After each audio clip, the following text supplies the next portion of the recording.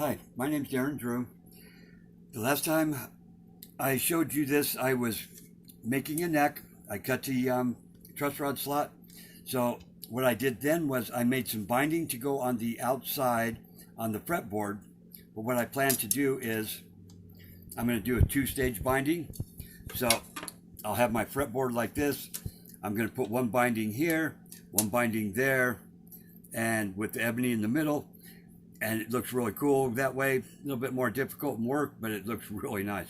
So, and as you can see, I have these edges marked somewhere on this end here to where I know exactly where they'll go onto the neck.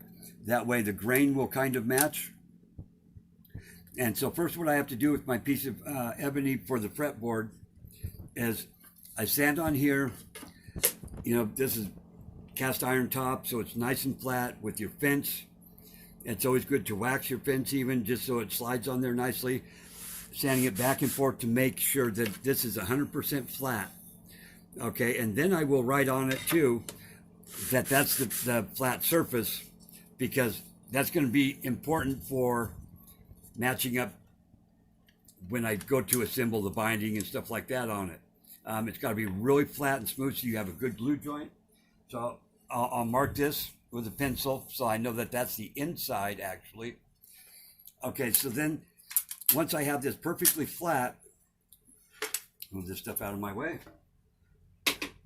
then I will move my fence over to make my cut for my binding. And I want my binding on this to be, make sure I have the right edge out. I want my binding to be 3 millimeters, then this will be 2 millimeters, and then 2 millimeters of the other binding wood that I have. So I want to try to measure this as good as I can, but first I want to bring my blade up to the height that it will be just right over the top of the piece of wood I'm cutting. And you also want to have the side that's alongside the fence really flat too, so that way you can get a good flat cut. Okay, move this over. So I want to have 2 millimeters sticking out, or on this side of the cut. And if you're wondering why I don't do it the opposite way like this, because as I'm putting pressure with the wood going this way, it will make an arc pattern in the piece of wood. Then I'll have to re-flatten it out again later. That's why if this side's flat and I run it through, it should come out nice and flat. So now I'll get my little ruler and I will measure 2 millimeters from the side of the blade that I should have left. And I'm going to measure 3 millimeters because I want it a touch wide, just so that I can sand it down to the perfect flatness that I want, because I'm going to be gluing another piece on along the side of it. So let me see where that is now once I tighten my fence, because sometimes that moves over.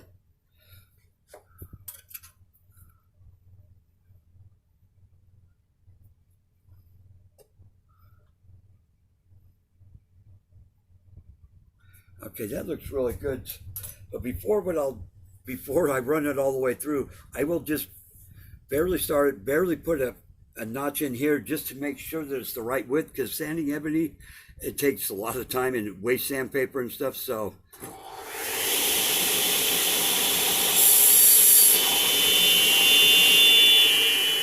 I'll do just a test cut right there. I'll measure it and then I will see if it's the correct width or not, because I don't want to run the whole thing and have it be wrong. And see, that's a perfect 3 millimeters. So now I'll run the whole board, and then it should be perfect all the way down. Keeping pressure this way, of course, on the fence.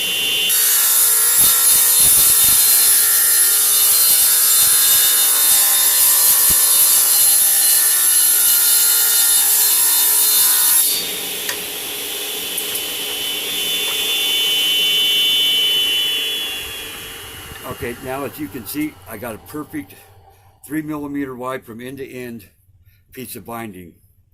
So now what I'll do again is I will flatten this edge with my fence over here, make it nice and flat, and do the same thing. Then I have two pieces exactly the same width, and that'll be my stripe in the middle of my fretboard.